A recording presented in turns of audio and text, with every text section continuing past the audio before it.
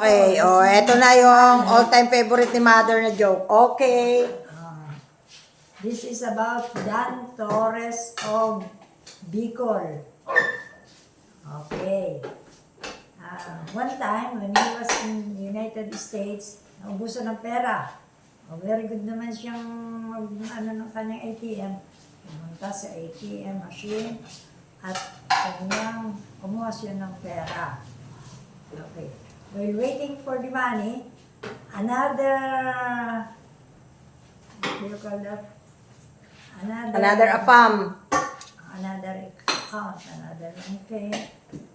And Ito na lang po yun. Simple ako na nga mabibilis. Di nakapila sa ATM. Ngayon, AT&T nga si Dan Torres Sabi ka kagad nung nasa likod niya, "Hey, Dan! Hey!" Ay, mali pala. Mali. hey! Are you Dan? Are you done? Oh!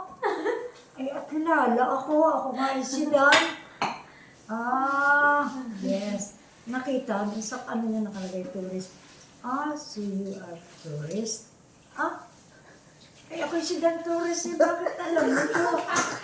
Ay di, naku, gagalit na yung mama, bakit yung ulit ito siya, sabi niya, ay, siya ka. Sabi naman nung mama, na nakuha rin at nahalatan siya galit. Bicol. Ay ako nga si Dan Torres at taga Bicol Takbo na hikalay. Takbo na siya. At kilala ko lang ako si Dan Torres at taga Bicol. All-time favorite. Yeah. Diyan ako nagmana.